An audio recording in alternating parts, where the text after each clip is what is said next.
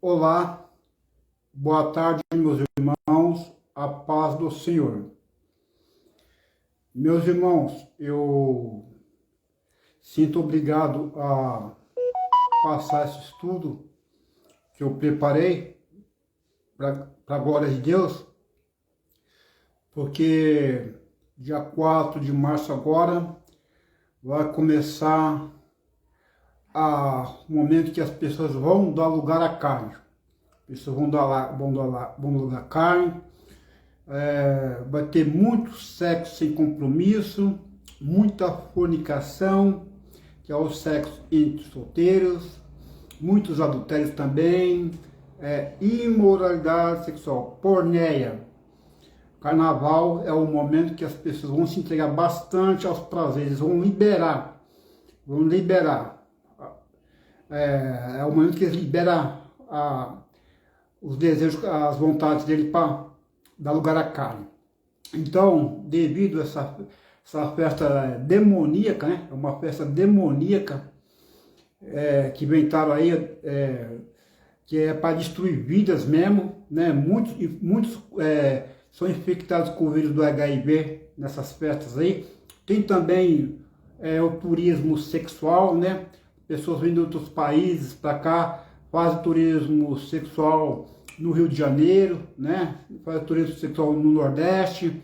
As crianças aí são oferecidas como objetos de prazeres sexuais, né? São vendidas aí no mercado aí, né? Como escravas sexuais.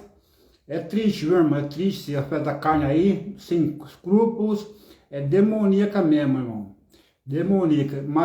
Mas por que eu quero fazer esse estudo aí? Porque nós crentes, nós temos que se amoldar à palavra de Deus. Temos que se amoldar à palavra de Deus, se amoldar aos padrões do reino celestial. Nossa vida é centrada na palavra. Nós não podemos aceitar um mundanismo em nossa vida. Nós não podemos aceitar a prostituição em nossa vida, porque nós fomos transformados pelo Espírito Santo na nossa conversão. Então não podemos aceitar isso daí, mas infelizmente em nosso meio, em muitas igrejas, tem muitos jovens que estão praticando a fornicação, até mesmo igrejas que têm seus líderes sérios, que pregam essa doutrina, que prega contra a pornografia, que prega contra a fornicação, a porção, pastores sérios aí, tem aí, mas infelizmente muitos jovens estão ainda praticando a fornicação. Eu quero somar nisso daqui, ajudar esses líderes aí, sérios aí, que prega contra a imoralidade sexual, a fornicação, vida amasiada também, segundo casamento, que eu prego a palavra de Deus, eu quero ser o instrumento do Senhor, trazendo palavras pastorais, palavras de correção, porque Deus vai cobrar de mim se eu não abrir a boca e deixar Deus falar. Deus vai cobrar mesmo, e eu tenho que falar mesmo, porque tem que passar, a consciência pesa e não tem que falar mesmo, é obrigação. A partir do momento que você sabe, você tem que passar de uma forma ou de outra, né? Para Deus ser glorificado aí e muitos não se perder, né? Então eu quero fazer uma oração antes de dar um ensinamento, um estudo, para que o Senhor possa conduzir esse ensinamento e possa falar com cada um de nós através desse ensinamento para a glória dele, tá? Então vamos orar aí.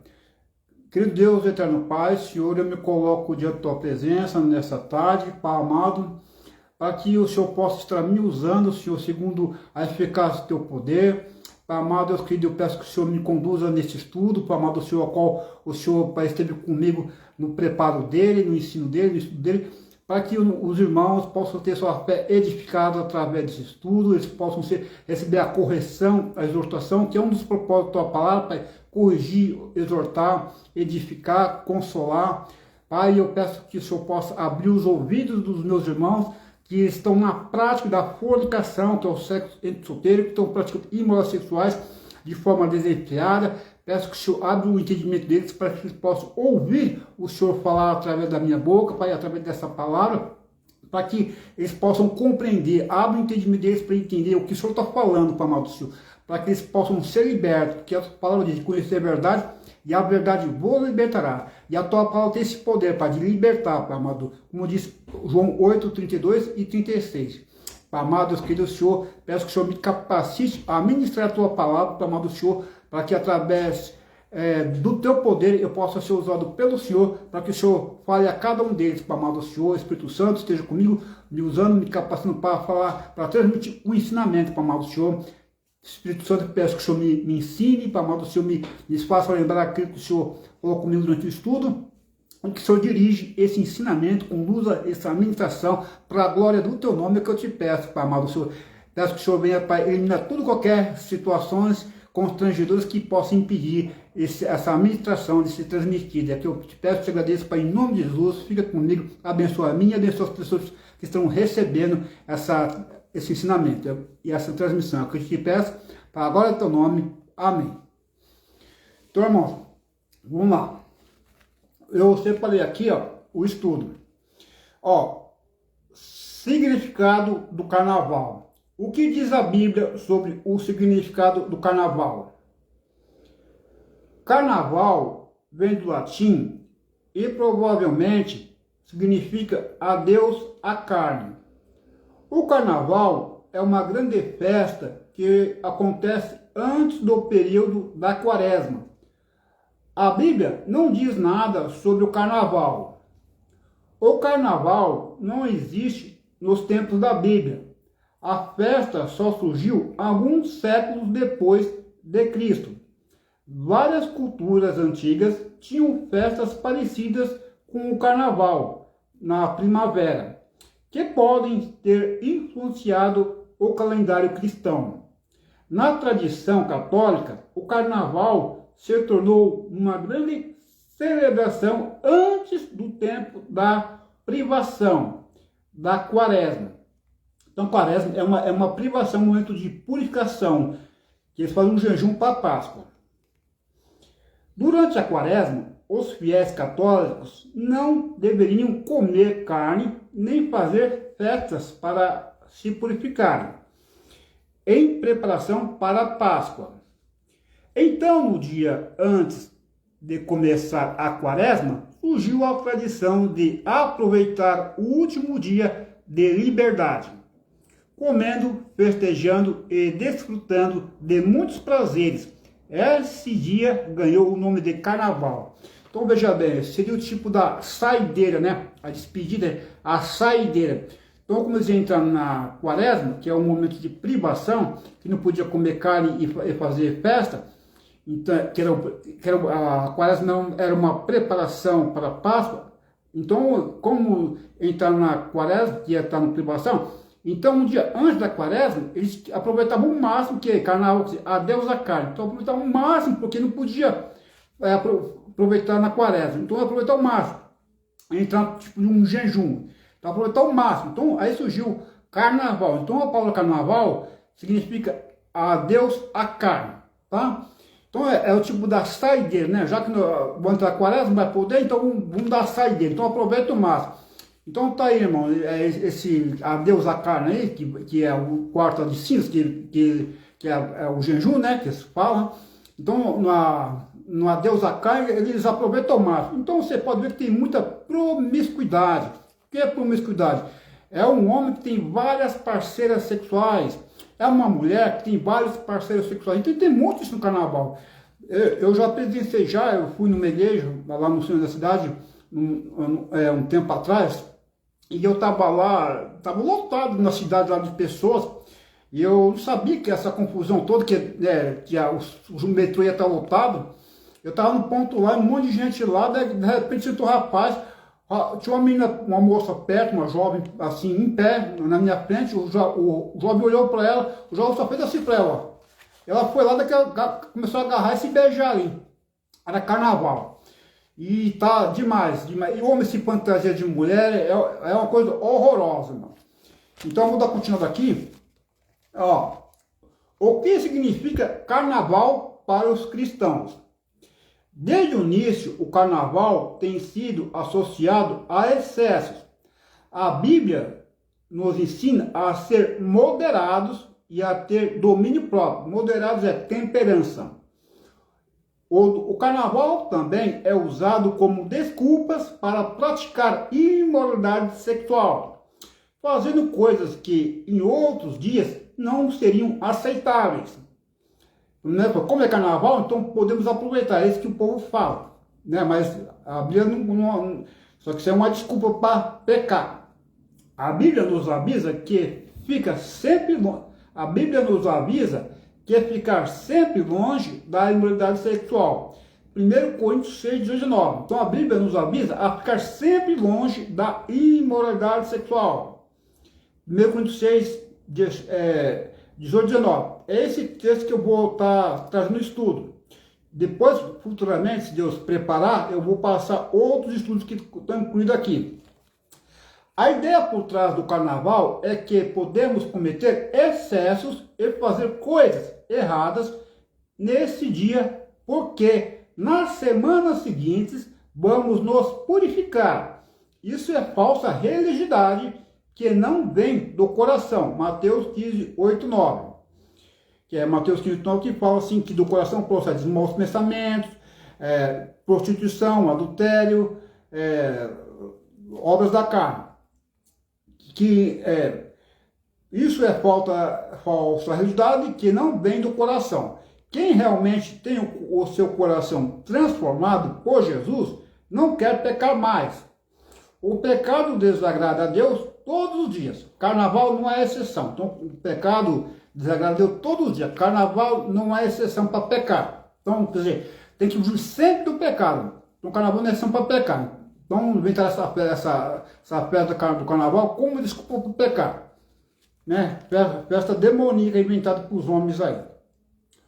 O crente precisa ter muito cuidado durante o carnaval. A tentação para pecar pode ser muito grande, mas a Bíblia diz que não há sempre uma forma de fugir da tentação. Mas a Bíblia diz que há sempre uma forma de fugir da tentação.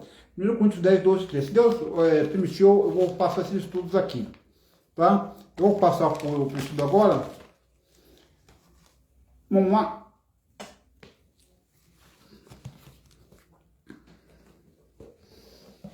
Primeiro eu vou ler a Bíblia de aplicação pessoal. Eu vou passar por várias Bíblias aqui, tá bom, meus irmãos? Eu vou dar um máximo.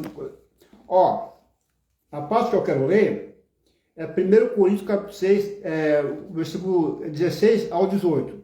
Do 12 até o 20. Então, Coríntios é uma cidade da Caia. Coríntios é uma cidade grega, uma província romana, mas é da Grécia. É uma cidade da Caia. Atenas era a principal cidade da Grécia, que é a capital hoje, né? Atenas. E Corinto era uma cidade da Caia, ali na Grécia. Corinto foi fundado pelo apóstolo Paulo no capítulo 18 de 1 Coríntios, na sua segunda viagem missionária. Ali ele encontrou Priscila e Áquila, que eram judeus, assim como ele, que estavam ali. Priscila e Áquila fugiu de Roma, porque o imperador Augusto havia expulsado os judeus de lá por causa de confusão e tumulto. Aí Priscila e Áquila trabalhavam construindo tendas, e o apóstolo Paulo encontrou eles ali. Eles são crentes, e aí eles são cristãos, e aí eles começou a trabalhar junto, construindo tendas. Construir tenda era uma segunda profissão que os meninos judeus tinham, né? Eles cresciam. A profissão do apóstolo Paulo era advogado, mas como eu falei, os meninos cristãos sempre tinham uma outra profissão que eles aprendiam. Então, como o apóstolo Paulo ele deve ter se expulso pela família, por ele confessar ser cristão, então ele foi sobreviver construindo tendas, porque provavelmente alguém não queria dar emprego para quem era cristão, né? Era muito preconceito. Então foi nessa segunda viagem missionária, no capítulo 18 de 1 Coríntios. A primeira carta aos Coríntios foi escrita em 55 depois de Cristo, em Éfeso. O apóstolo Paulo estava 3 anos em Éfeso. Aí no finalzinho dos 3 anos escreveu 1 Coríntios em 55 depois de Cristo. A carta de Coríntios foi escrita para resolver vários problemas. Então, uma carta de correção. Tem mais problemas aí, eu não vou entrar em detalhes, mas muitos problemas tinha muitas perguntas que o Coríntios fez, mas um dos principais problemas é imoralidade. Ó, tinha divisão também, tinha orgulho, arrogância, tinha pessoas que eram mais leais aos líderes, lealdade ao líder, estava gerando orgulho. Por exemplo, eu sou de Paulo, eu sou de Apolo, eu sou de Pedro. Então tinha assim muito orgulho. Então, Priscila e Áquila encontrou o apóstolo Paulo lá em Éfeso. Ali em Éfeso, ali, que depois Paulo e Priscila e Áquila foram para Éfeso. E ali Priscila e Áquila encontrou o Apolo. Apolo era um homem eloquente que dominava com precisão as escrituras. Apolo, ele era de Alexandria, do Egito. E aí, só que ele não conhecia o batismo do Espírito Santo, tá? Em 1 Coríntios capítulo 18. E ele enviou Apolo para Coríntios para ajudar o pessoal. E ele ajudou muita pessoa lá, um excelente assistente, ajudou muito com o conhecimento dele e provava pela palavra de Deus, convencendo os judeus lá que Jesus era o Messias. Então ajudou muito no trabalho lá, era um homem eloquente, que tinha falava muito bem. Na Alexandria tinha uma das maiores bibliotecas, um homem muito eloquente, um homem estudioso. Hoje seria assim, um dos maiores teólogos da atualidade, né? O apóstolo Paulo também era um grande teólogo, né? Também fala muito bem, ele estudou na escola de Gamaliel, hoje a escola de Gamaliel, for comparar as faculdades de hoje, se é a faculdade de Harvard, né? Harvard, nos Estados Unidos, né? Então, são pessoas, você veja, e Pedro é letrado, mas Pedro é cheio do poder do Espírito Santo, né? Cheio do poder do Espírito Santo. Então, assim, eram os três maiores lá que Pedro, num sermão só, ele ganhou 3.000. Você vê que é o poder do Espírito Santo. No primeiro sermão, ele ganhou 3.000 pessoas para Jesus. No segundo sermão, ele ganhou mais 5.000. Quer dizer, em 2 sermões, ele ganhou 8.000 pessoas. Você vê o poder que estava sobre Pedro. A sombra de Pedro curava enfermos. Então, quer dizer, era um homem assim, bem assim. Aí o que acontece, o problema também que acontece hoje em dia é que muitos membros idolatram pastores, tá? Tem isso também, idolatra pastores, idolatra ministério, idolatra pastores. É o que aconteceu aqui em Coríntios, tinha muito assim, esse negócio de lealdade ao pastor, você deve obedecer ao seu líder, mas você tem que ser centrado no Senhor, tá? Sua vida centrada no Senhor. Respeita o seu líder, obedece. Mas assim, você tem que obedecer mais a palavra do que o seu líder. Não pode obedecer mais a Deus do que aos homens. Se você perceber que ele não está de acordo com a palavra, a Bíblia não fala que você tem que obedecer, não. Você tem que ir fazendo igual os brilhantes, examinando todo dia para ver se as coisas são assim, tá? É o que a palavra de Deus diz. Então, eu vou passar aqui. Então, é isso daí. Então, e aí, vamos lá, passa aqui. Então, aí, e também lá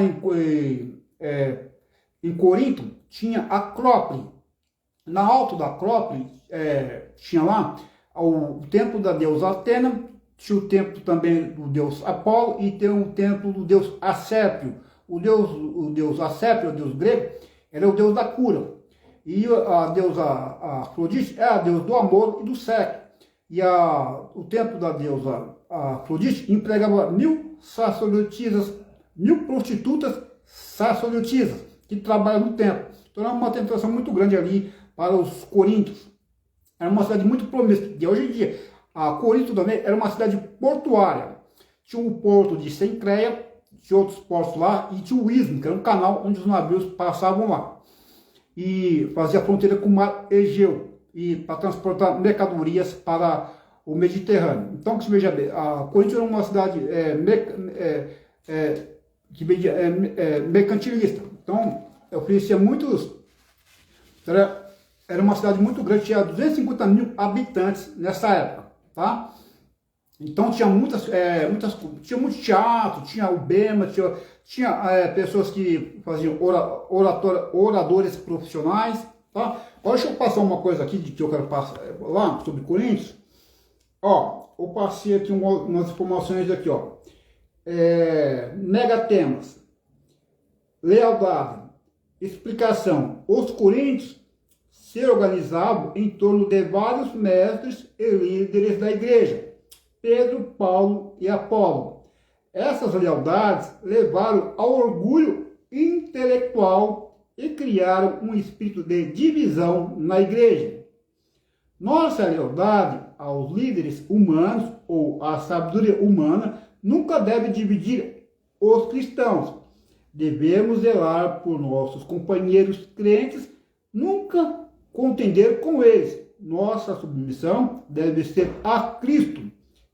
Deixe-o liderar sua vida. Então aqui, ó, nossa submissão deve ser a Cristo. Deixe-o liderar sua vida. Ah, agora aqui mais outra coisa aqui. Imoralidade. Paulo recebeu um relatório dos pecados sexuais na igreja de Corinto.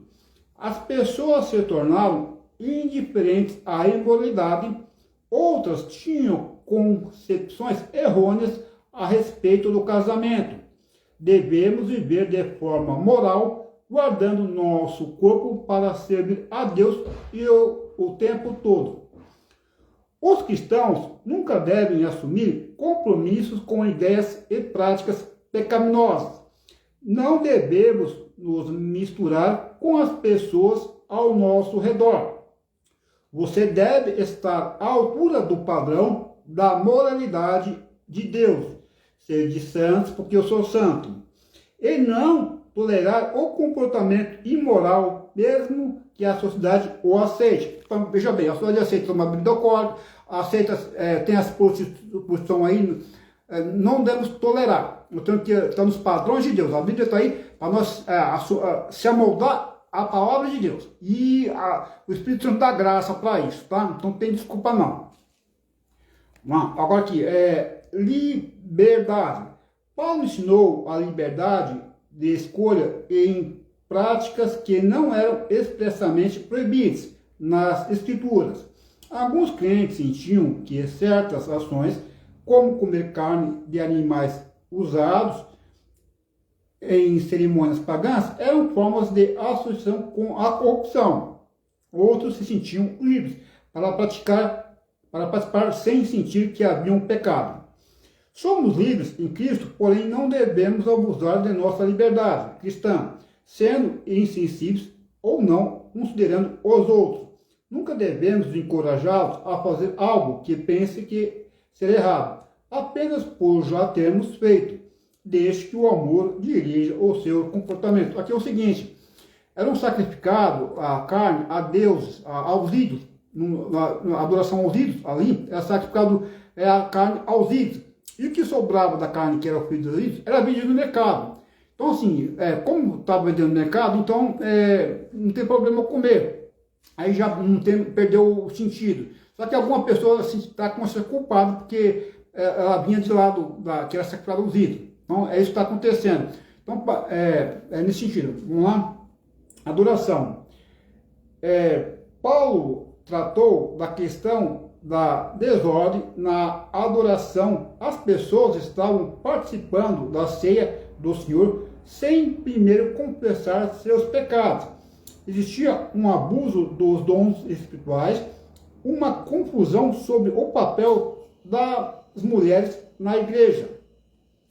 A adoração deve ser realizada corretamente e de uma maneira organizada. Tudo o que fizermos para adorar a Deus deve ser realizado de um modo digno de sua mais alta honra.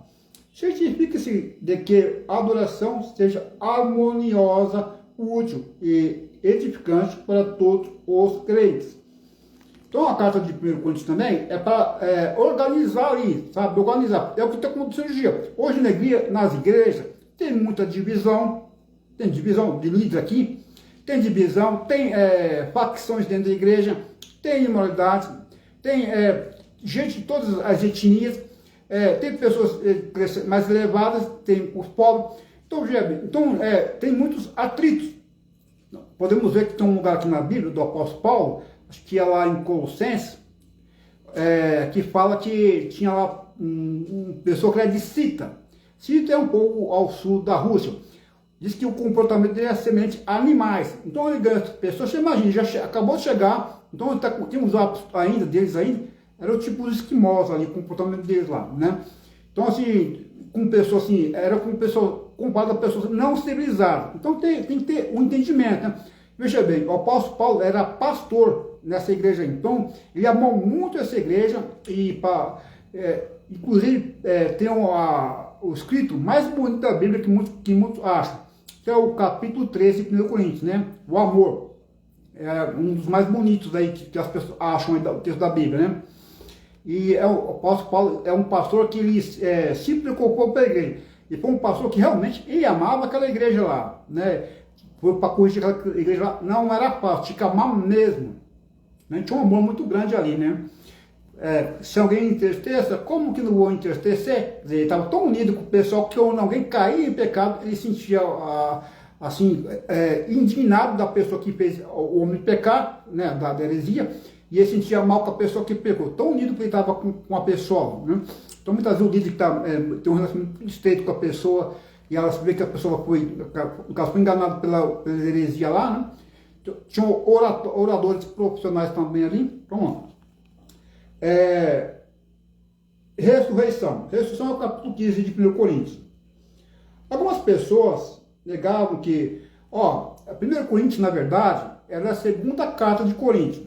A primeira carta de Coríntios é uma carta que ele escreveu, que está no capítulo 5 de 1 Coríntios, que era para falar para os coríntios, para eles não se associar com pessoas imorais dentro da igreja. Só que as pessoas entenderam errado, que não era para, assim, associar com as pessoas do mundo. Então, como assim, pessoas que... Então, essa carta é uma carta perdida, então é uma carta de correção. Então, é uma carta que foi perdida. Então, na verdade, o 1 Coríntios é a segunda carta.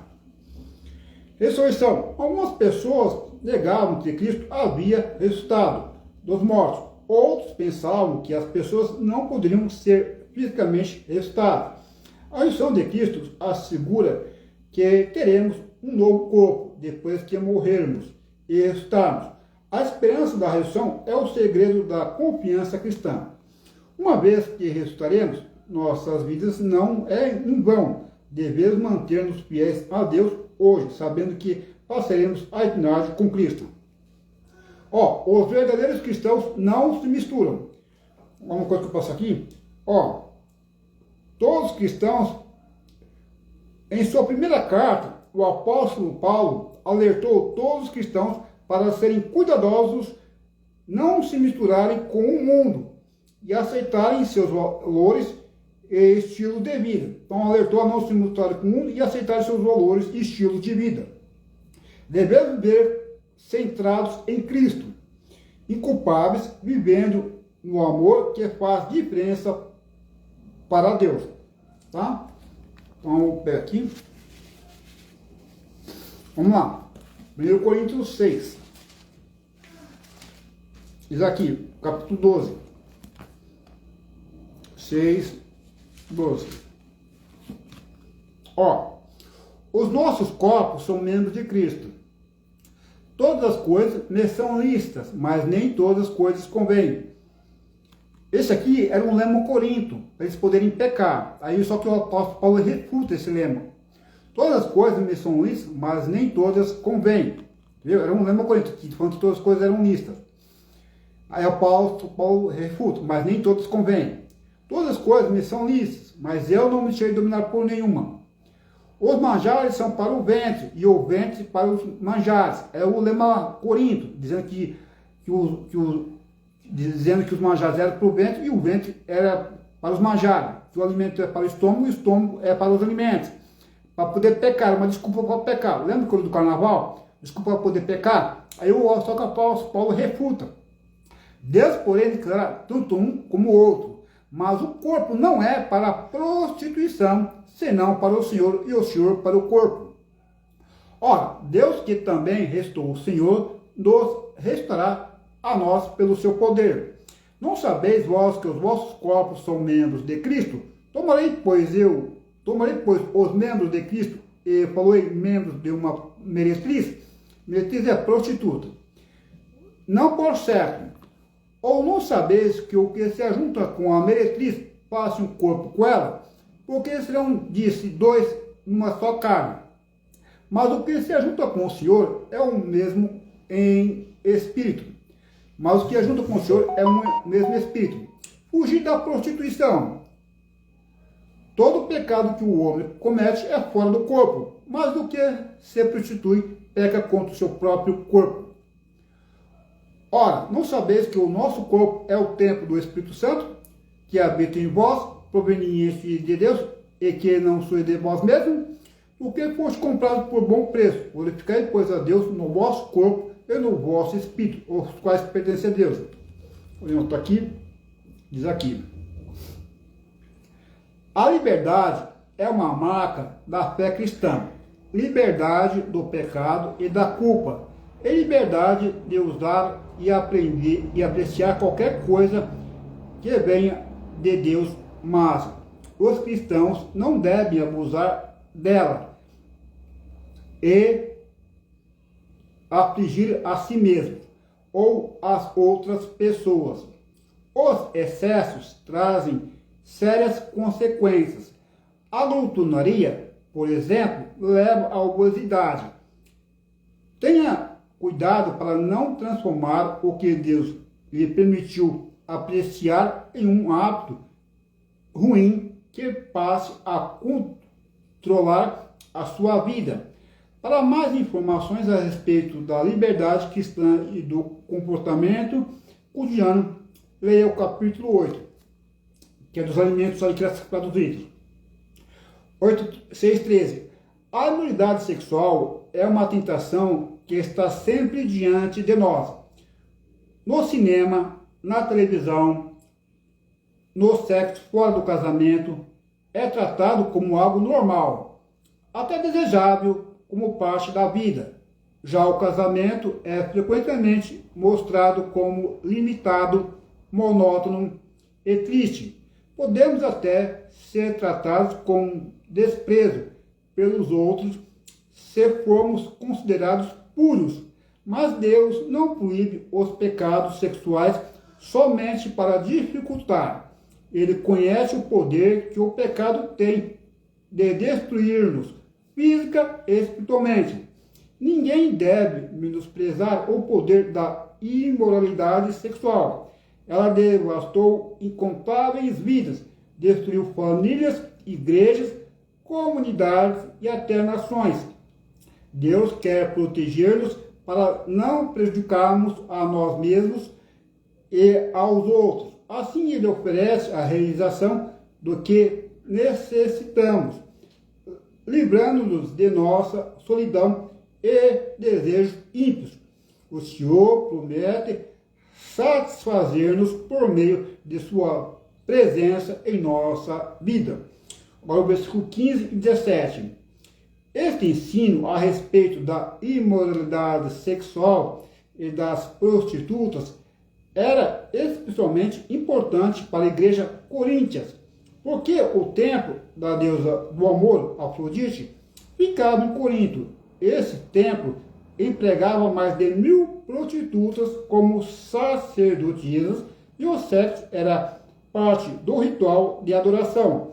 Paulo declarou claramente que os cristãos não devem tomar parte da imoralidade sexual, ainda que isso seja aceitável e popular em nossa cultura. Olha aqui, versículo 18. Os cristãos são livres para ser tudo o que puderem para Deus, mas não estão livres de Deus. O Senhor criou o sexo para ser um belo e essencial ingrediente do casamento, mas o pecado sexual, a prática de sexo fora do casamento, sempre fere alguém.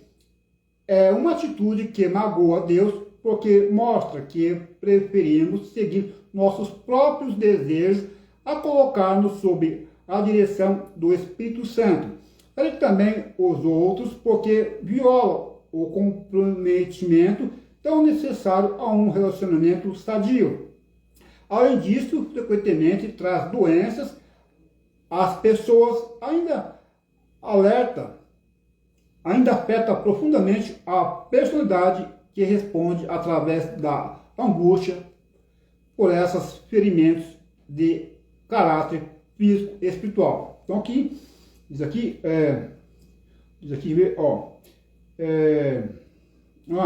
o 19 e 20. O que Paulo quis dizer quando mencionou que o nosso corpo pertence a Deus? Muitas pessoas dizem que têm o direito de fazer o que quiserem com seu corpo, embora pensem que isso seja liberdade. Então, estão na realidade escravizados por seus próprios desejos. Quando nos tornamos cristãos, o Espírito Santo passa a habitar em nós, assim sendo, o nosso corpo não nos pertence mais. O fato de Deus ter nos comprado por bom preço alude à nossa condição de escravos adquiridos em um leilão. A morte de Cristo nos libertou do pecado, mas nos obriga a servi-lo. Se alguém vive em um edifício de propriedade de uma outra pessoa, procurará evitar violar as regras do edifício, por seu corpo pertencer a Deus. Você não pode violar os padrões de vida estabelecidos pelo Senhor. Tá? Então, passar aqui para os irmãos. Essa foi a Bíblia de estudo, a aplicação pessoal.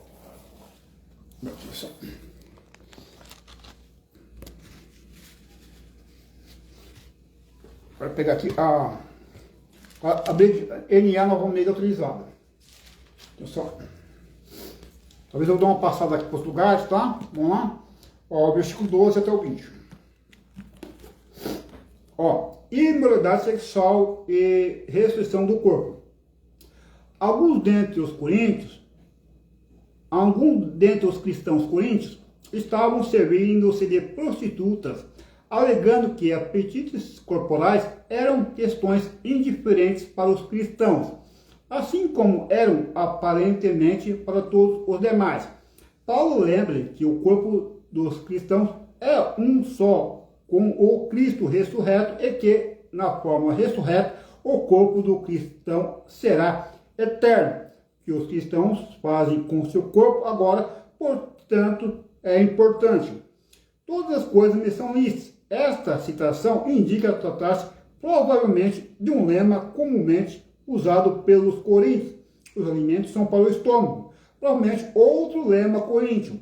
Os coríntios haviam adotado a ideia proveniente da cultura ao seu redor, de que o corpo pode ter tudo o que deseja.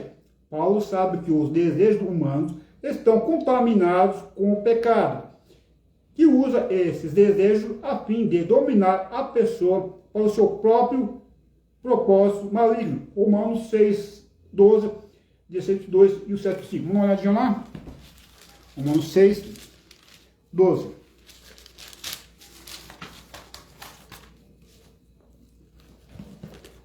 Romanos 6, o 12 e o 16. Diz aqui. Portanto, não permite que o pecado reine em seu corpo mortal, fazendo com que vocês obedeçam às suas paixões. Também não ofereçam os membros do corpo ao pecado como instrumentos de injustiça, mas como pessoas que passaram da morte para a vida.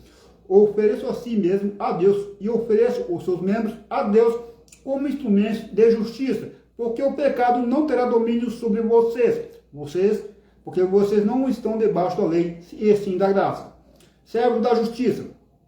Então, havemos de pecar porque não estamos debaixo da lei, e sim da graça? De modo nenhum. Será que você não sabe que ao se oferecerem como servos para a obediência, vocês não são servos daquele que obedece, seja o pecado que leva à morte ou a obediência que conduz à justiça? Então o pecado, se oferece o pecado, leva à morte, porque o salário do pecado é a morte.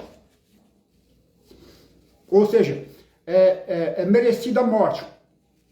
Então, preço a morte, que é merecida a morte quem peca. Então agora aqui também tem 1 Coríntios, agora o 16, 22. Ó. Será que vocês não sabem que ao serem como servos para a obediência, vocês são servos daquele a quem obedecem, seja do pecado que leva à morte ou da obediência que conduz à justiça? Mas graças a Deus que, tendo sido escravos do pecado, vocês vieram a obedecer de coração a forma de doutrina a quem foram entregues. Uma vez libertados do pecado, foram feitos servos da justiça. falo em termos humanos, por causa da limitação de vocês. Assim como ofereceram os seus membros para que fossem escravos da impureza e da maldade, que leva à maldade, assim ofereçam agora os seus membros para que sejam servos da justiça para santificação. Porque quando vocês eram escravos do pecado, estavam livres em relação à justiça. Olha aqui. Naquele tempo, que fruto vocês colheram? Somente as coisas de que agora vocês se envergonham, porque o fim deles é a morte. Agora, porém, libertados do pecado, transformados em servos de Deus, o fruto que vos colhem é para a santificação, e o fim, neste caso, é a vida eterna.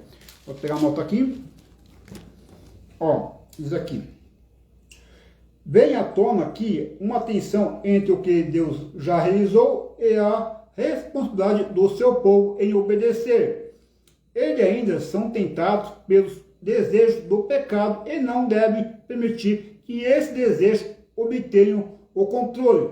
Todos os dias os cristãos devem sempre de novo entregar-se a Deus, todo dia entregar a Deus. Que nós somos tentados todo dia. Só que o poder do Espírito Santo nos dá poder progressivo na santificação para a gente os desejos pecaminosos. Você vai conseguir vencer a pornografia, vai conseguir vencer a fornicação, a masturbação, que o Espírito Santo, a graça, vai dar poder para vencer. Através da santificação, da purificação, vai dar poder para vencer. Antes você não tinha como vencer, você estava sob a tirania do pecado, então você não tinha controle. Mas a graça dá poder para vencer. Então aqui, ó, Paulo rejeita, agora aqui, o pecado não terá domínio sobre vocês. Essa não é uma ordem, e sim uma promessa de que o pecado não triunfará na vida dos cristãos. Então o pecado não triunfará na vida dos cristãos, isso é uma promessa. Diz aqui, por viverem na nova era do cumprimento, eles já não estão mais sob a antiga era da história, da redenção. Isto é, eles já não estão mais debaixo da lei, em que a lei mosaica e o pecado regiam o povo de Deus, em contraste, está debaixo da graça. Quer dizer, então a lei, ela apenas realçava o pecado, porque não tinha poder de libertar do pecado, da força, então ela é santa, então só realçava o pecado. Qual uma coisa que eu falo também? Você reparou que uma pessoa que estuda bem a palavra, pessoa que gasta muito tempo lendo a palavra, pessoa que gasta 12 horas lendo a palavra, que não perde tempo com televisão, com entretenimento, gasta a maior parte do tempo lendo a Bíblia, essa pessoa aí, irmão, ela tem um olho clínico, viu? Então você pensa que ela está colocando defeito na igreja? Não, é porque ela tem um olho clínico, então ela consegue detectar falha de caráter em igrejas, tá? Então ele tem uma lanterna, então ele consegue detectar.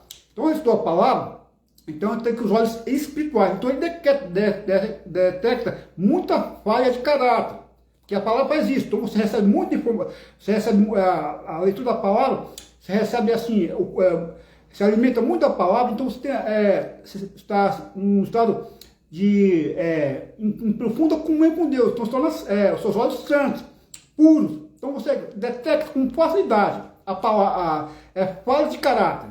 Tá?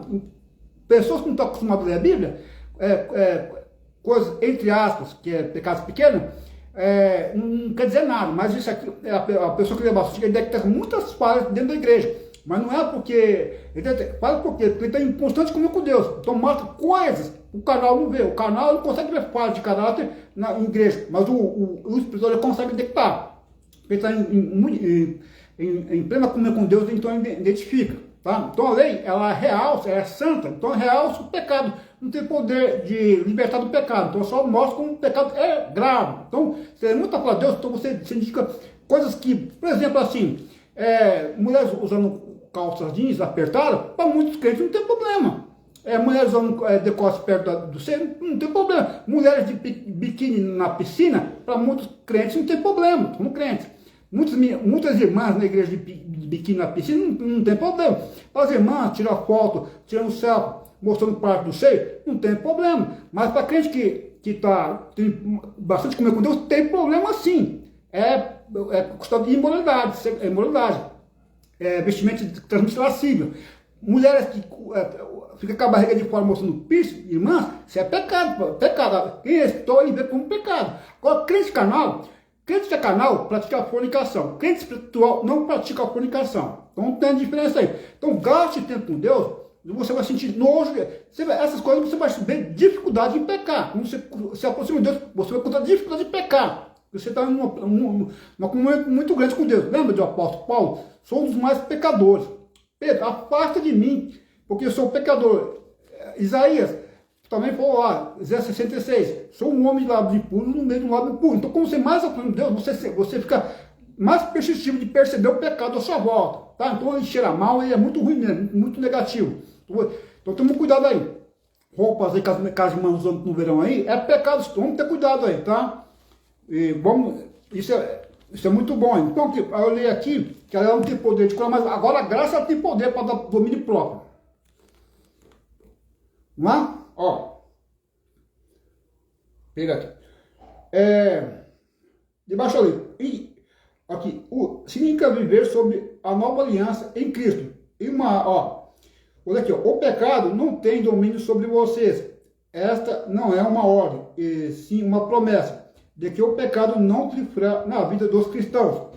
Por viverem na nova era do cumprimento, eles já não estão mais sob a antiga era da história, da redenção. Isto é, eles já não estão mais debaixo da lei, em que a lei mosaica e o pecado regiam o povo de Deus.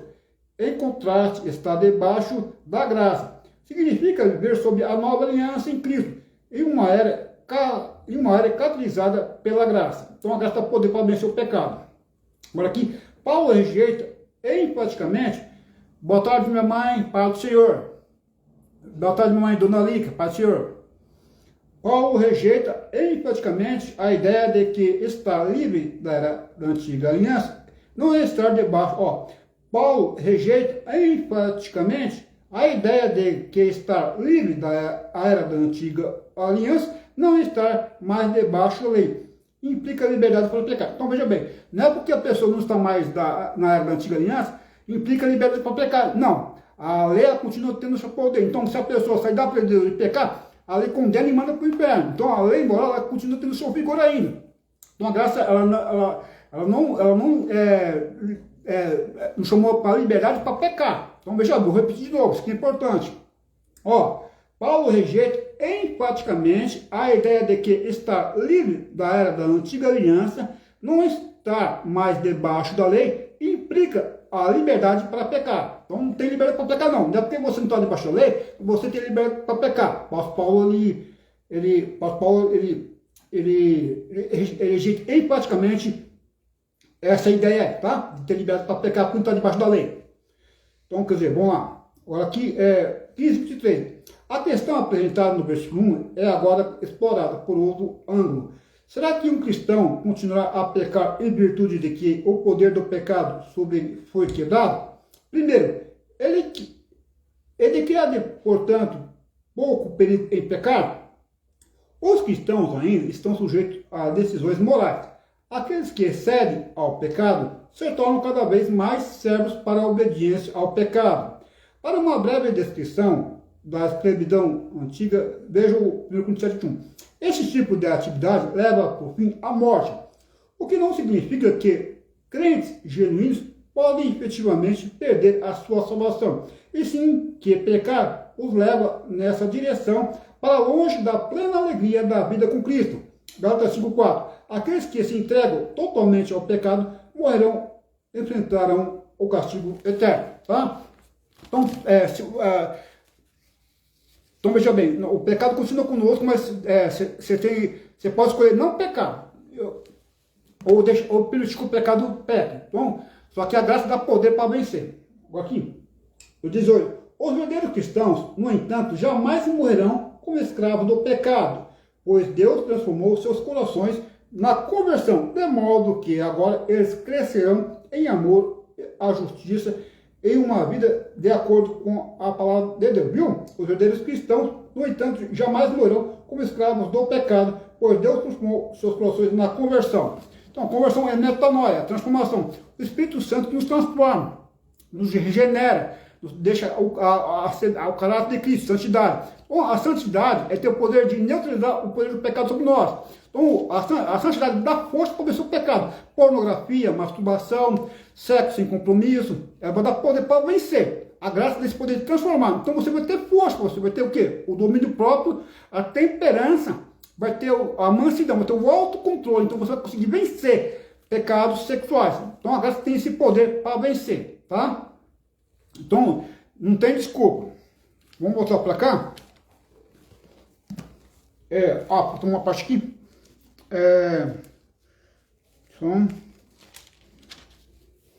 Faltou uma parte aqui. 7:25, vamos lá. Mano 7 do 7, deixa eu só. 7:24. Diz aqui. Que diríamos então? Que a lei é pecado? De modo nenhum. Mas eu não seria conhecido o pecado a não ser por meio da lei. Porque eu não teria conhecido a cobiça se a lei não tivesse dito, não cobice. Mas o pecado, aproveitando a ocasião dada pelo mandamento, despertou em mim todo tipo de cobiça. Porque sem lei o pecado está morto. Houve um tempo em que, sem a lei, eu vivia. Houve um tempo em que, sem a lei, eu vivia. Mas, quando veio o mandamento, o pecado reviveu e eu morri. Verifiquei que o mandamento que me havia sido dado para a vida, essa se tornou um mandamento para a morte. Porque o pecado, aproveitando a ocasião dada pelo mandamento, me enganou e por meio do mandamento me matou. Assim a lei é santa e o mandamento é santo, justo e bom.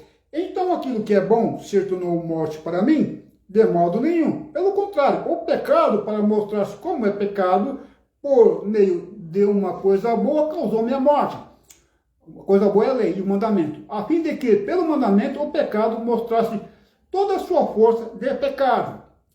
Então, a lei ela realça a malignidade do pecado. Porque bem sabemos que a lei é espiritual, eu, porém, sou carnal, vendido à escravidão do pecado.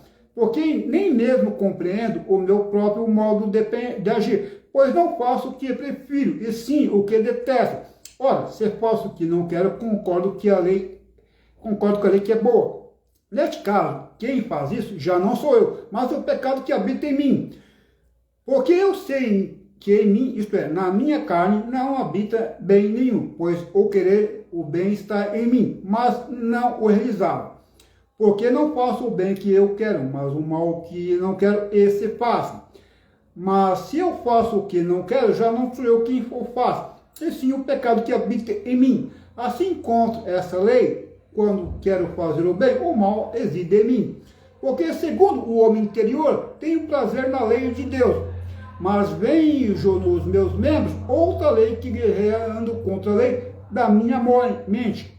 Mas vejo nos meus membros outra lei que, guerreando contra a lei da minha mente, me faz prisioneiro da lei do pecado, que está nos meus membros. Miserável homem que sou, que me livrará do corpo dessa morte. Graças a Deus por Jesus Cristo, nosso Senhor, de maneira que eu, de mim mesmo, com a mente, sou escravo da lei de Deus, mas segundo a carne, sou escravo da lei do pecado. Veja bem, está vendo aqui que a lei ela não tem poder para libertar a pessoa do pecado, da imoralidade. Mas agora, a graça, ela tem poder. Está no capítulo 8. Nenhuma condenação há para aqueles que estão em Cristo Jesus, que não anda segundo o conselho da carne, mas segundo o conselho do Espírito. Então, o que tem o Espírito Santo tem domínio para vencer. Já a lei, ela só realça, tá? Só que a lei, ela está aí mostrando que o pecado é maligno. Então, você tem que dar a palavra. Tem muitas coisas aqui, vamos lá pegar aqui, ó. 7, né? Ó. A lei define o pecado e também o provoca. Confrontado pela lei, o pecado assume o caráter de rebelião de tal forma que as pessoas têm prazer em transgredir mandamentos, a fim de demonstrar a sua independência. Ó, a lei define o pecado e também o provoca. Confrontado pela lei, o pecado assume o caráter de rebelião, de tal forma que as pessoas têm prazer em transgredir mandamentos, a fim de demonstrar sua independência. Este princípio é ilustrado com o 10º mandamento, que proíbe a cobiça. Êxodo 20, 17. A proibição contra a cobiça exacerbou o desejo por aquilo que era proibido. O pecado está morto. Significa que o pecado está latente e não inexistente. Aqui, se o versículo está relacionado a Paulo, então o apóstolo está falando de sua experiência subjetiva. Se está relacionado a Adão, então se refere ao seu relacionamento com Deus antes de pecar. A proibição da cobiça estimulou o desejo ao pecado e este, por sua vez, levou à morte. O mandamento de Deus promete vida. O mandamento de Deus promete vida eterna a quem os guardar. Não obstante, eles levam à morte, mas todos violam o que Deus ordenou. Isto acontece quando o pecado engana uma pessoa e usa a lei como seu instrumento. À luz do versículo 7 e 11, Paulo afirma a santidade da lei e a bondade dos mandamentos de Deus. Se a lei não é pecado, como é que a boa lei é responsável pela morte? Paulo argumenta que a culpa é do pecado e não da lei. Através dela, o pecado é revelado em toda a sua hediondez. A lei é hediondo, pecado hediondo. A lei é vindicada como boa. A seção pode ser subdividida no versículo 14, 17, no versículo 18, 20 e 21, 25. Há um longo debate se Paulo está descrevendo crente ou descrente, embora haja bons argumentos.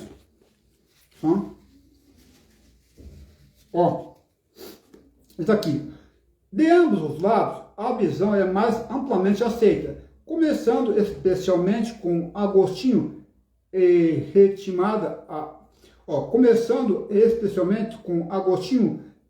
reafirmada na Reforma, é de que Paulo está se referindo principalmente aos crentes. Em apoio a essa posição, primeiro, a mudança para o tempo verbal do presente. 2. Os descrentes não desejam tão intensamente guardar a lei de Deus. 3. A distinção entre eu e a carne, o prazer na lei de Deus, a libertação do corpo pecaminoso é futura, a tensão entre o bem e o mal, na declaração conclusiva, o fato de que os cristãos já são justos em Cristo, mas ainda não aperfeiçoados, é o dia da redenção. Uma segunda posição, não tão amplamente aceita, mas apoiada por muitos estudiosos evangélicos, é de que Paulo está se referindo aos descrentes. Em apoio a esta posição, primeiro, a escritura da passagem do versículo 7, 25 e 8, 1, 17, diz aqui, versículo 7 ao 25 e capítulo 8, do versículo 1 ao 17. Se encaixa com a vida dos crentes identificados em 7, 6. O Espírito Santo não é mencionado no versículo 13 e 25. Mas vou passar para lá, porque isso aqui já está fugindo do tema. Então vou mostrar aqui, tá muitas coisas que eu acabei. Diz aqui. Um minutinho só.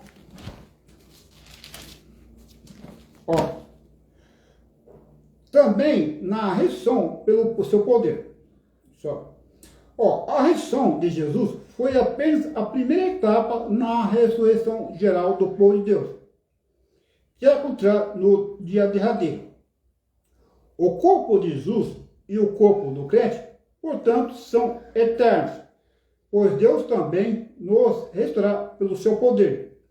A natureza eterna do corpo do crente deve influenciar o seu comportamento no presente. Veja bem, aqui o versículo 14, diz aqui, Deus citou o seu Senhor e também nos trará pelo seu poder. Então aqui, a ressurreição de Jesus foi apenas a primeira etapa na ressurreição geral do povo de Deus, que acontecerá no dia derradeiro. Coríntios capítulo 15, versículo 20. Vamos lá? 15 e 20.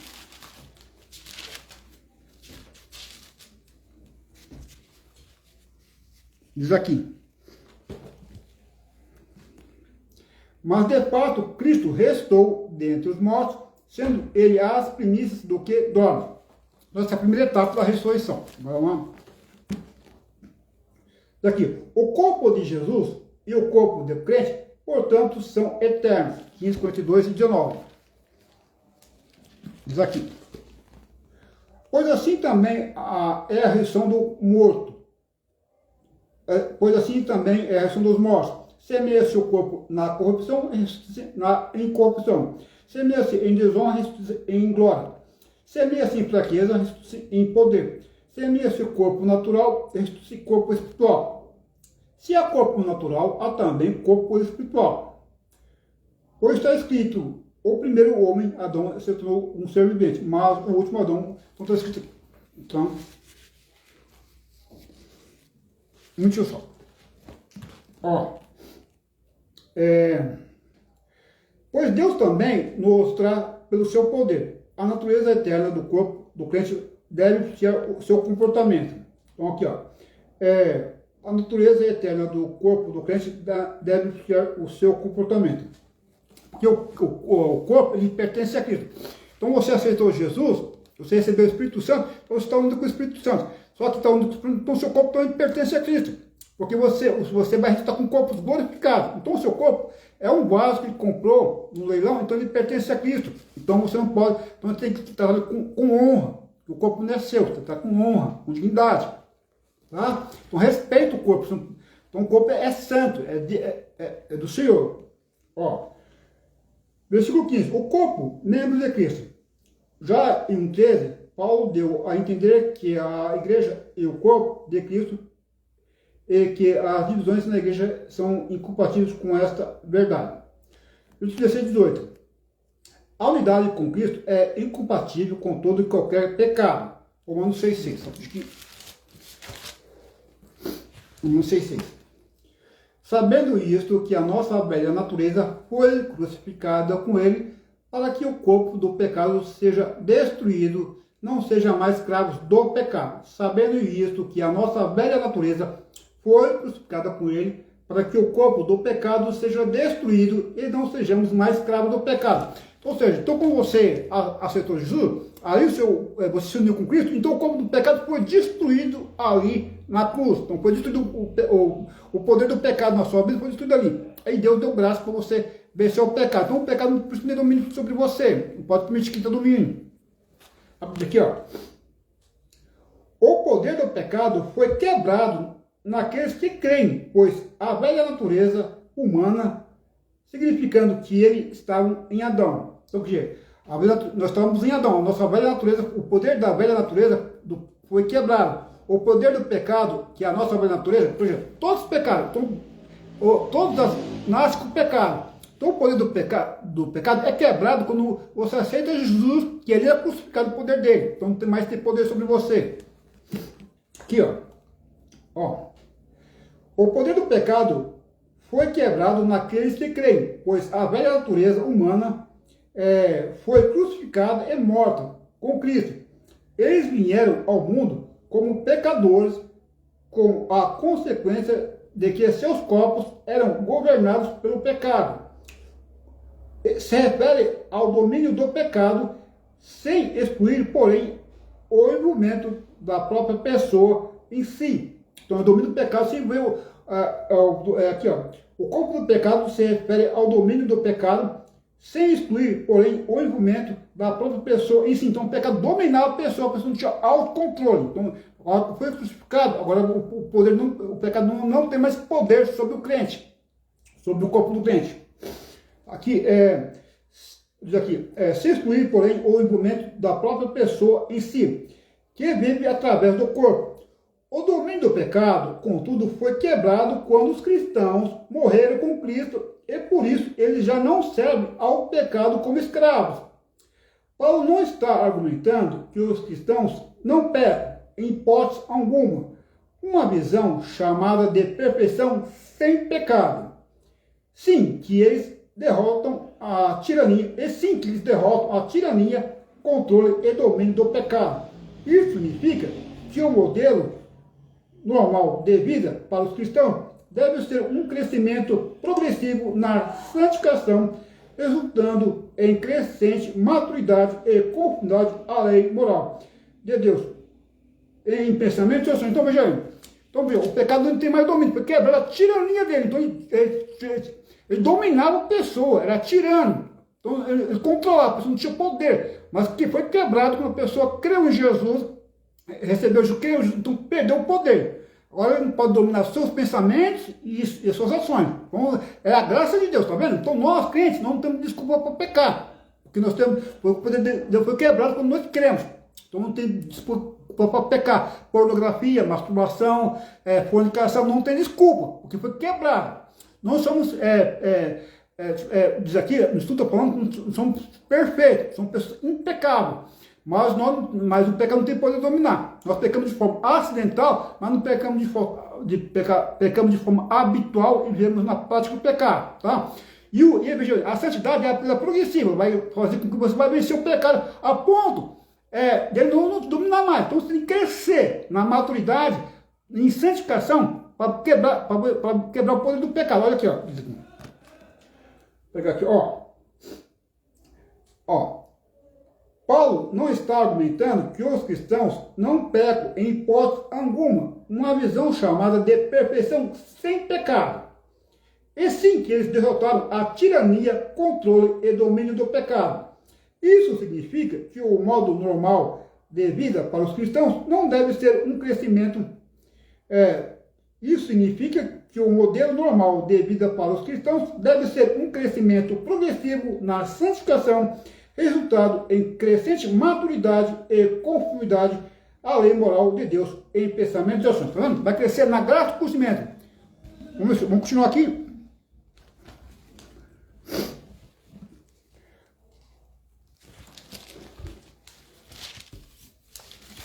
6.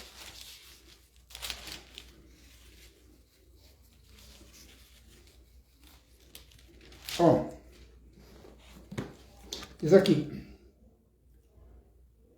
Só.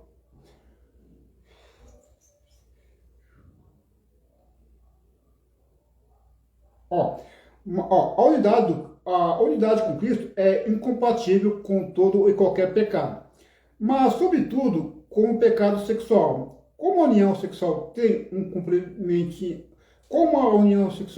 componente espiritual, a atividade sexual fora do casamento é um pecado sem igual contra Cristo. 1 Coríntios 6,15. O versículo 15 está aqui.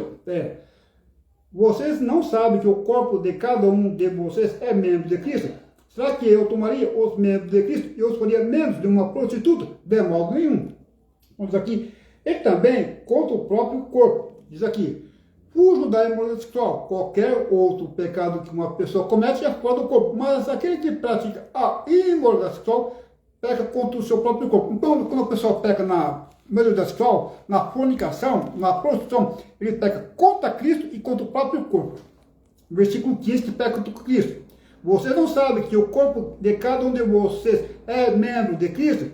Será que eu tomaria os membros de Cristo e os faria membros de uma prostituta? De modo nenhum. Então você pega contra Cristo porque é membro de Cristo, não é seu. E você, diz aqui, 18, que você pega contra o seu próprio corpo. Você destrói, foge da mudança sexual. Diz aqui agora. E também contra o próprio corpo. Agora aqui, o versículo 6. Também contra o próprio corpo. Vamos lá, Provérbios 6, do 26 ao 32.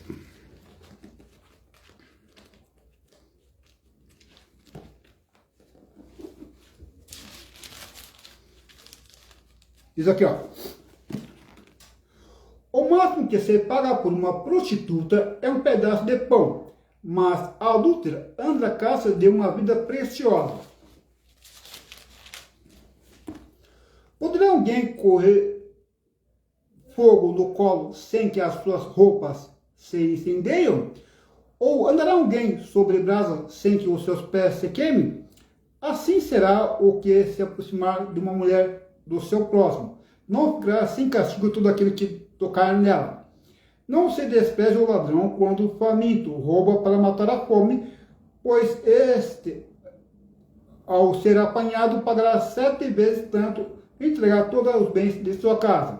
Quem comete adultério não tem juízo, só mesmo quem quer arruinar-se é que pratica tal coisa. Vamos estar aqui.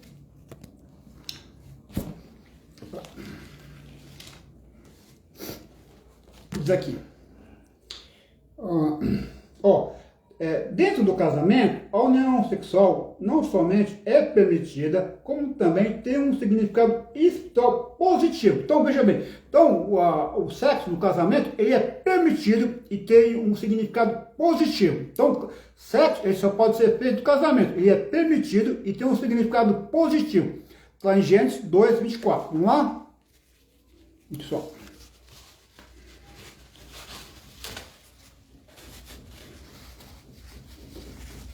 Rapidinho, 2:24.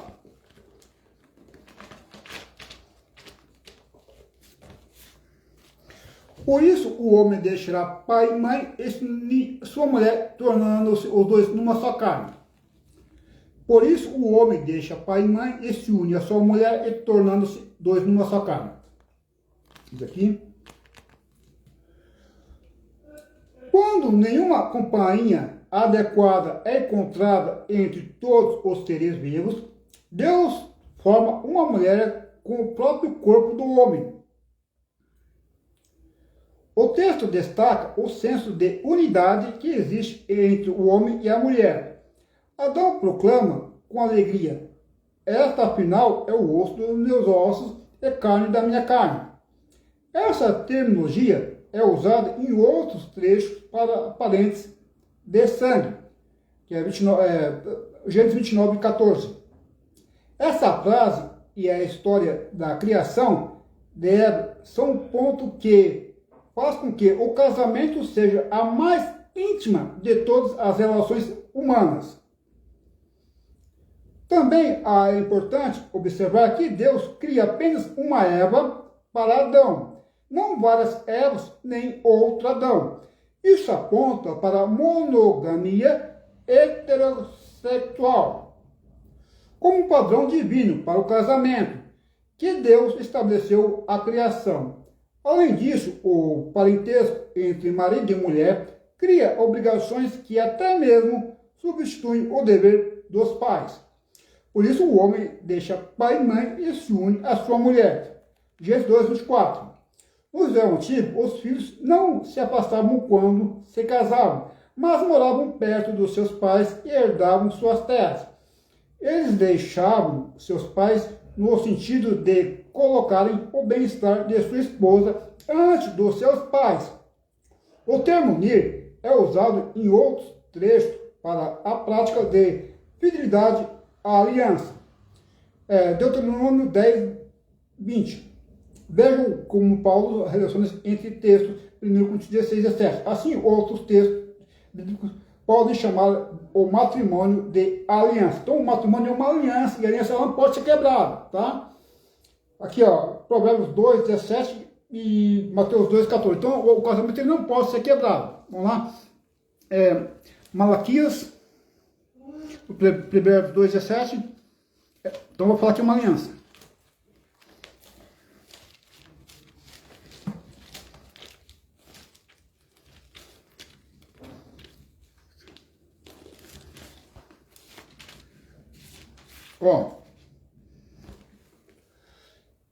Que abandona o amigo da sua mocidade e esquece da aliança do seu Deus. Está falando de uma mulher adulta, que ela abandona o amigo da sua mocidade, que era o marido, e se esquece da aliança do seu Deus. Agora Malaquias qual que é? Malaquias 2:14.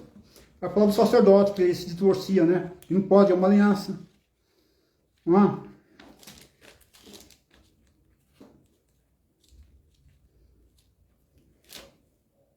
Não.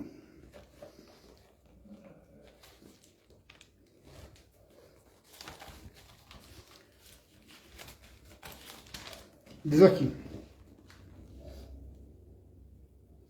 vocês estão cansados.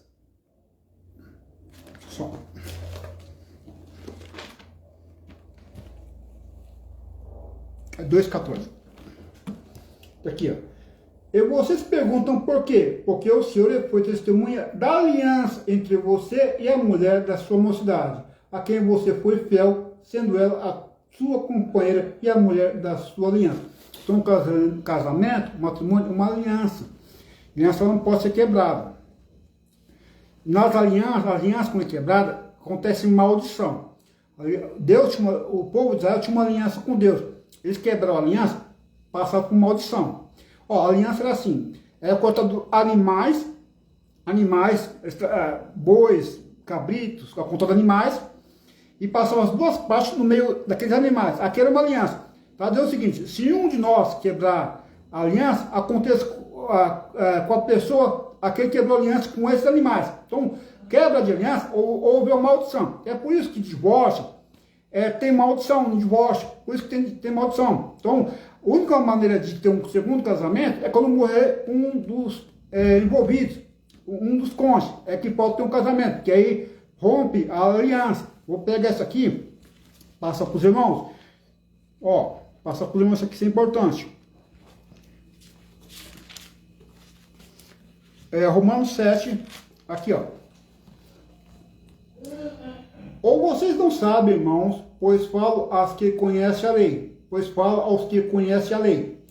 que a lei tem domínio sobre uma pessoa apenas enquanto ela está viva. A lei tem domínio sobre uma pessoa enquanto ela está viva.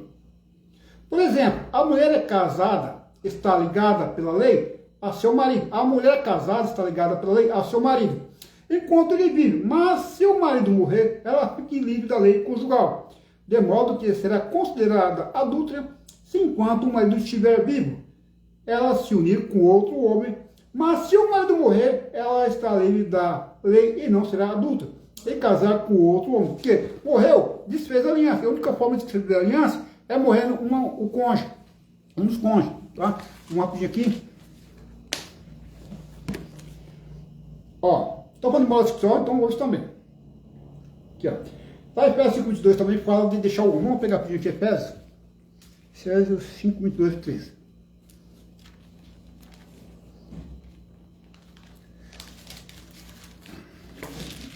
Diz aqui, ó. Esposas, que cada um de vocês se sujeite ao seu marido como o Senhor. Esposas, que cada uma de vocês se sujeita ao seu próprio marido como ao Senhor. Pode estar ao marido, não é ao outro homem não, é sujeitar ao marido, somente o marido, não é outro homem não. Porque o marido é o cabeça da esposa, como também Cristo é o cabeça da igreja, sendo ele próprio o Salvador. Vamos lá? Olha aqui. Fujam, Paulo também pede aos coríntios que fujam da idolatria, né? Ó, santuário do Espírito Santo, que está em vocês. O Espírito do Senhor vive dentro de cada cristão, fazendo com que o corpo de cada um seja seu templo, assim como a igreja, em termos coletivos, também é um templo onde o Espírito de Deus habita. Então, você é um templo do Espírito Santo, você é uma morada do Espírito Santo. Então, o seu corpo é a casa de Deus. Se unir ao seu Espírito, é um templo do Espírito Santo, o seu corpo, é a morada de Deus. Então, já pensou, você tem o corpo, a casa de Deus, para se unir com a prostituta? Olha o que vai falar aqui. Vocês não pertencem a vocês mesmos. Tal como acontece com outros dons que recebem de Deus, os cristãos devem exercer uma mordomia responsável sobre os seus corpos. Né? O seu corpo não é seu, então você tem que usar uma mordomia, você tem que administrar o seu corpo para louvar Deus. Para louvar Deus. Tudo que você faz do seu corpo é para louvar Deus, não para pecar. Mordomia. Mordomia que é? Você administrar o que é dos outros. Você tem que administrar o corpo que é de Deus. Então você não pode fazer tatuagem, você não pode dar o seu corpo para a prostituição. É a mordomia, você está administrando o que é dos outros. O corpo é de Deus. Não? A imagem é formada aqui, ó, foi comprado por preço. A imagem é formada do mercado de escravos. Vamos lá, escravos. Vamos passar para o tópico aqui. Rapidamente.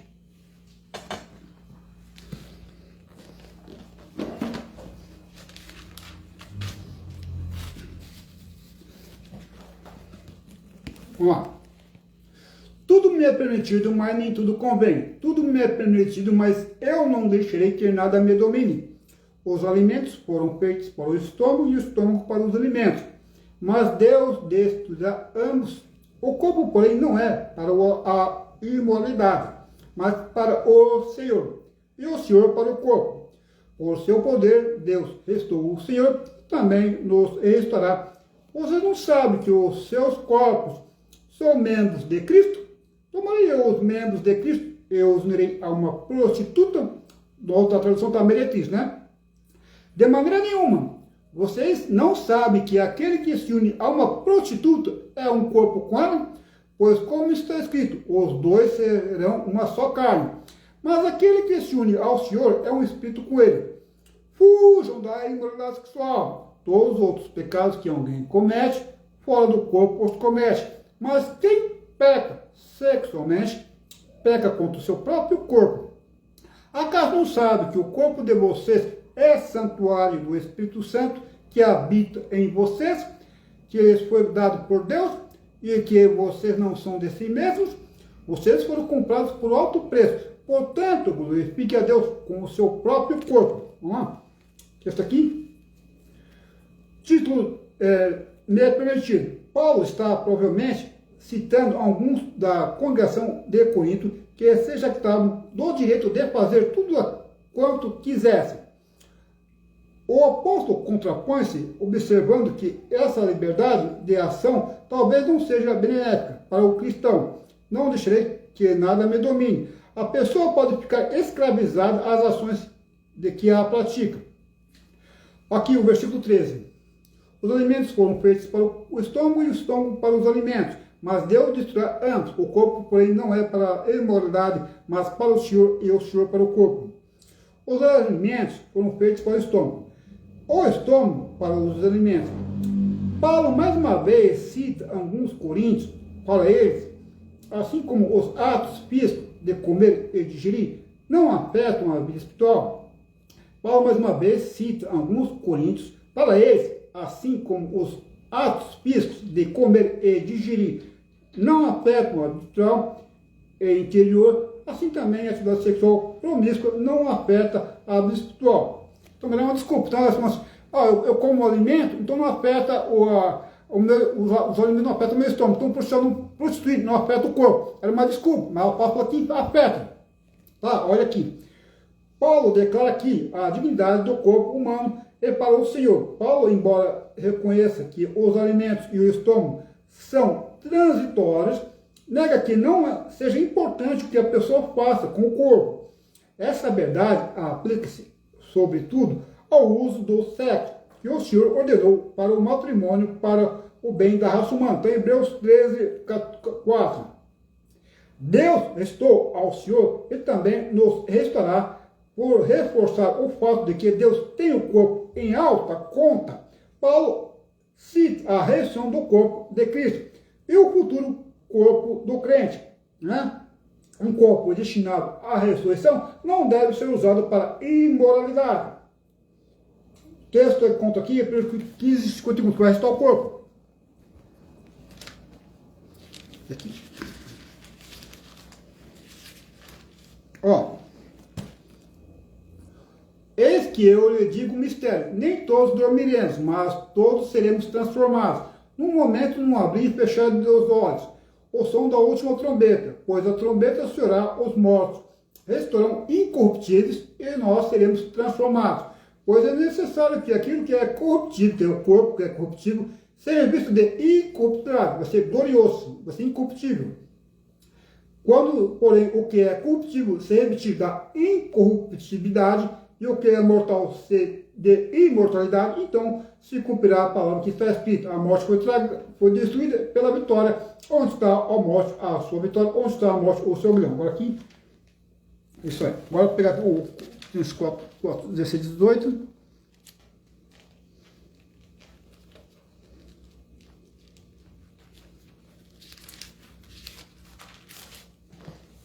Vamos lá, ó.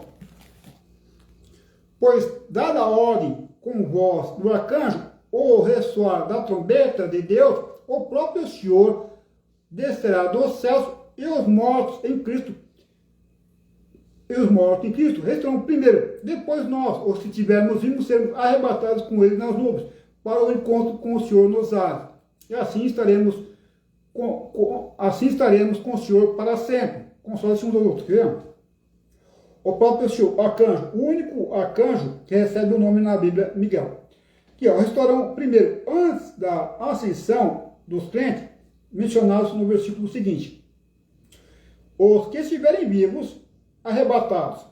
O único lugar do Novo Testamento que um arrebatamento... Então, outra coisa aqui. Vamos lá,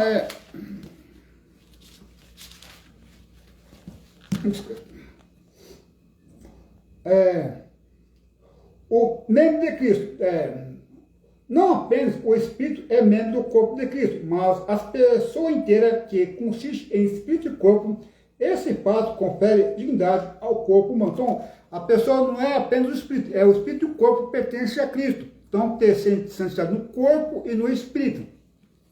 E aqui, ó, que está falando, ó, não apenas o Espírito é membro do corpo de Cristo, mas a pessoa inteira, que consiste em Espírito e corpo, esse fato confere a dignidade ao corpo humano. Bom, dignidade ao corpo humano. Não vai tratar o corpo de qualquer maneira, não. Aqui, ó, um corpo com ela. Aqui, estou falando agora, o versículo 16, ó. Você não sabe que aquele que se une a uma prostituta é um corpo com ela? Olha o que vai falar aqui, ó. No intercurso sexual, os dois corpos se tornam um só. Lembra que é em Gênesis 2:4? Portanto, deixará o homem seu pai e unirá a sua mulher, e os dois são uma carne. Então, é um intercurso insexual, onde os dois se tornam uma só pessoa. Aqui, Mateus 19 também se fala sobre isso também. Deixará o homem seu pai e sua mãe, e unirá a sua esposa, e os dois serão uma só carne. Jesus falou isso aí em Mateus 19, versículo 2. 5, aliás. E um novo ser humano, e um corpo com ela. No intercurso sexual, os dois corpos se tornam um só. E um novo ser humano pode brotar dessa união. E um novo ser humano pode brotar dessa união. Quer dizer, a mulher pode engravidar e gerar um menino dado a união sexual entre o homem e a mulher. Aqui, relações sexuais fora do laço de matrimônio consiste em perversão flagrante da união conjugal estabelecida por Deus. 17. O Espírito com ela. Existe uma união mais sublime que a união matrimonial, a união espiritual do crente com Cristo. Então, a união mais sublime da união sexual é a união do crente com Cristo, o Espírito. Você crê em Jesus, o Espírito Santo se uniu com o seu Espírito. Então, essa união é mais sublime do que a união sexual entre o homem e a mulher, no sexo. Aqui, vou ler de novo. O Espírito com ela. Existe uma união mais sublime que a união matrimonial, a união espiritual do crente com Cristo. Exemplo, perfeito do tipo de união que deve caracterizar o relacionamento conjugal. Aqui o versículo 18. Fujam da moralidade sexual. Todos os outros pecados que alguém comete, fora do corpo os comete. Mas quem peca sexualmente, peca contra o seu próprio corpo. Aqui, talvez signifique que a imoralidade sexual satisfaz o corpo físico de modo incomparável. Ou como que a palavra outros não ocorre no texto grego, é possível que Paulo esteja citando um lema coríntio, que refuta na segunda metade do versículo: quem peca sexualmente peca contra o seu próprio corpo. O corpo é o templo do Espírito Santo. Usá-lo na prostituição constitui vergonha para o templo de Deus. Além disso, as prostitutas de Corinto eram dedicadas ao serviço de Afrodite, deusa do amor e do sexo. O corpo de vocês é santuário do Espírito Santo. O cristão deve dar valor ao seu corpo como lugar sagrado em que Deus habita, devendo ter consciência de que, mediante a presença e o poder do Espírito Santo, pode ser ajudado, devendo ter consciência de que, mediante a presença e o poder do Espírito, que é o Espírito Santo, pode ser ajudado contra pecados, contra a imundade. Né? Então, o Espírito Santo nos ajuda a vencer pecados como a imundade. Está Romanos 8, aqui, 8, 9. Olha o que diz aqui. Entretanto, vocês não estão sob o domínio da carne, mas do Espírito, se de fato o Espírito de Deus habita em vocês. Então, o Espírito Santo Ele vai dar força para você vencer o domínio da carne. Inclusive, para o domínio da carne, vamos passar um negócio aqui. Depois eu volto lá. Cadê? Por aí.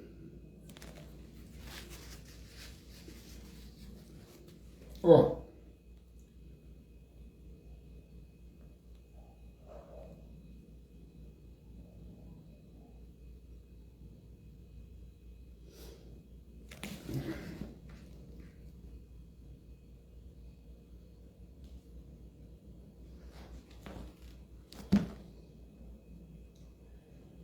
Glorifiquem a Deus com o seu próprio corpo, né? Agora vou pegar uma coisa aqui, antes de passar para lá, o Espírito Santo dá poder para vencer a carne, né? Estamos no carnaval, então vou pegar só aqui o Gálatas, para ter uma ideia. Vê?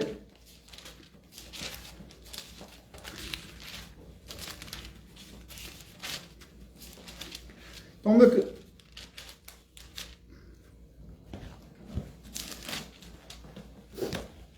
vida pelo Espírito. Então o Espírito Santo dá poder para você vencer o domínio da carne no seu corpo, para você não ceder o domínio da carne. Por isso digo, vivam pelo Espírito, de modo nenhum satisfarão os desejos da carne. Por isso digo, vivam pelo Espírito, que é o Espírito Santo. E de modo nenhum satisfarão os desejos da carne, pois a carne deseja o que é contrário ao Espírito, e o Espírito o que é contrário à carne.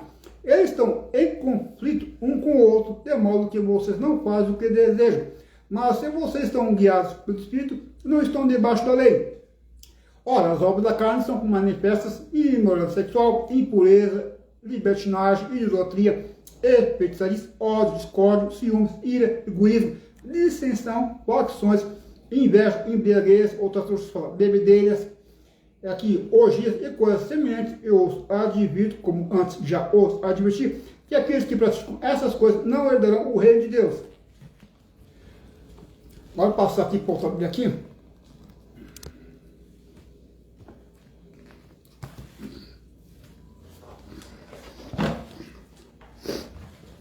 Ó.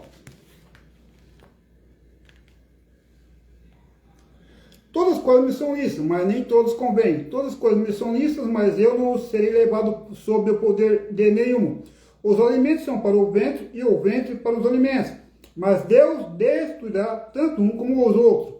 Olha, o corpo não é para fornicação. Ó, na aplicação, a Bíblia Estudo, a aplicação pessoal, está escrito que é meretriz. Na Bíblia de NVI, está falando que é prostituição. Então tem uma Bíblia que fala meretriz, outra fala prostituição, e aqui está falando fornicação. Então são traduções diferentes. Ó, os alimentos são para o ventre e o ventre para os alimentos, mas Deus destruirá tanto um como os outros. Ora, o corpo não é para a fornicação, que é a prostituição e meretriz está falando, mas para o Senhor e o Senhor para o corpo. E Deus, que estou o Senhor, também nos traz pelo seu próprio poder. Não sabeis vós que os vossos corpos são membros de Cristo? Tomai eu, então, o membro de Cristo, e deles faria menos de uma prostituta? De modo algum. Ou não sabeis que aquele que se junta com uma prostituta é um corpo, porque os dois, diz, eles serão uma só carne. Mas o que se junta com o Senhor é um só espírito. Fugir da fornicação, que é fugir da prostituição. Aqui está fornicação. Todo o pecado que fornicação é sexo entre solteiros, sexo antes do casamento. Adultério é sexo extraconjugal. Fornicação é sexo entre solteiros. Aqui, fugir da fornicação. Todo o pecado que o homem comete está fora do corpo. Mas o que comete fornicação peca contra o seu próprio corpo. Ou não sabeis que o vosso corpo é templo do Espírito Santo, que está em vós, proveniente de Deus, e que não sois de vós mesmos, porque foste comprado por um preço. Portanto, glorificai a Deus no vosso corpo e no vosso espírito, os quais pertencem. Então você foi comprado num leilão, você é um escravo. Então o seu corpo pertence a Jesus, comprou com o sangue dele. Então não podemos fazer o que nós quisermos com o corpo. Ó. Tem uma coisa aqui. A resposta de Paulo a este lema, que é aqui, ó, o livro aqui é esse aqui, ó. Deixa eu ver, eu quero que vocês prestem bem atenção. Qual que é o lema? Todas as coisas me são listas. Esse que é o lema. Todas as minhas coisas são listas. Aí aqui, ó. Paulo cita um lema aparentemente usado pelos coríntios imaturos. Todas as coisas me são listas. para introduzir uma série de exortações enfatizando o tema dominante da carta. A liberdade cristã deve ser limitada por aquilo que é proveitoso para o Senhor. Então a liberdade cristã deve ser limitada para aquilo que é proveitoso para o Senhor. Então, quer dizer, limitado para aquilo que é proveitoso para o Senhor. Então use o seu corpo para glorificar a Deus. Apresenta o seu corpo como sacrifício vivo, santo e agradável a Deus. Não para uma prostituta. Então o corpo é para louvar a Deus. Não é para desonrar ele, não. Estou falando aqui, ó. Liberdade cristã deve ser limitada por aquilo que é proveitoso para o Senhor. Então, o Senhor chama de liberdade, não é para entregar o corpo para a prostituição. É para louvar a Deus, para glorificar Deus com o nosso corpo. A resposta de Paulo a este lema é que os cristãos de Corinto não pertenciam a si mesmos. Eles eram corpos do Senhor. No mundo romano, corpo geralmente denotava um escravo que pertencia a um dono ou senhor. Fazendo um jogo de palavras, Paulo diz que o corpo não foi feito para imoralidade sexual. Na verdade, o corpo é escravo do Senhor. Nosso corpo é escravo do Senhor porque ele comprou. Nosso corpo é escravo do Senhor, ele pertence ao Senhor. Quer dizer, tem dono no nosso corpo tem dono, é do Senhor. Por exemplo, o escravo naquela época, tinha muitos escravos naquela época lá. Por exemplo, assim, na cidade do Corinthians, era 250 mil habitantes, e tinha 400 escravos lá. Então, os escravos eram comprados. Então, o corpo do escravo pertencia ao dono dele, o senhor dele. Nosso corpo foi comprado pelo sangue de Jesus, então pertence ao Senhor. Então, nós não somos libertos do Senhor para fazer o que nós quisermos. Então, tá? Ó, na ressurreição, Deus destruirá muitos desejos carnais. Então, por que se deixar escravizar por esses agora? Olha aqui o versículo 15 e 17 que diz aqui, ó. Não sabeis vós que os vossos corpos são membros de Cristo? Tomarei eu, então, os membros de Cristo e deles farei membros de uma prostituta de modo algum. Ora, não sabeis que aquele que se junta com uma prostituta é um só corpo? Porque os dois, diz, eles serão só uma carne. Então, a pessoa com a prostituta, eles se tornam um membro da prostituta, porque se tornam um corpo com ela. Então, se tornam um membro da prostituta. Aqui, ó. Paulo chamou os cristãos de Corinto a se lembrarem da singularidade e santidade de sua união com Cristo. Nesse contexto, as palavras serão uma carne se referem a tornar-se um só corpo com uma prostituta. Nesse contexto, as palavras serão uma carne se referem a tornar-se um só corpo com uma prostituta, por meio de relações sexuais. Então, tornar-se uma carne é tornar-se um só corpo com uma prostituta, por meio de relações sexuais. A conclusão disso, no versículo 17, é que o estarem unidos ao Senhor, os cristãos jamais devem se unir com as prostitutas. Então, por você estar unido com o Senhor, você não jamais pode se unir com prostitutas. Porque o seu corpo ele pertence a Deus, então está unido com o Senhor. Então, quando você vai se unir com um prostituto, você vai levar Jesus para se unir com a prostituta. Aí está falando. O versículo 18 e 20. Fugir da fornicação. Todo pecado que o homem comete está fora do corpo. Mas o que comete fornicação peca contra o seu próprio corpo. Ou não sabeis que o vosso corpo é o templo do Espírito Santo, que está em vós, proveniente de Deus, e que não sois de vós mesmos, porque foste comprados por um preço. Portanto, glorificai a Deus no vosso corpo e no vosso espírito, os quais são de Deus. A imoralidade sexual é única entre os pecados por ser uma transgressão contra o corpo. A imoralidade sexual é uma entre os pecados por ser... A imoralidade sexual a imoralidade sexual é única entre os pecados por ser uma transgressão contra o corpo, atacando assim a santidade da sagrada união do cristão com Cristo, selada pelo Espírito Santo que está em vós, e também a unidade do santo matrimônio. O ponto é que os corpos dos cristãos não são vasos santos, comprados por um preço, pelo Filho de Deus. Por essa razão, os cristãos não têm o direito de fazer com o seu corpo tudo aquilo que desagrada ou não glorifique ao Senhor. Então, os cristãos não têm direito de fazer tudo aquilo que desagrada ao Senhor, que desagrada ou não glorifique ao Senhor, que desagrada ou não glorifique ao Senhor. Então, não posso, tá? Então, isso aí, tá bom, irmãos? Vou fazer uma oração para terminar aqui. Obrigado a minha mãe. Deus abençoe a senhora aí, por ter participado desse estudo aí. Vamos dar uma hora para encerrar.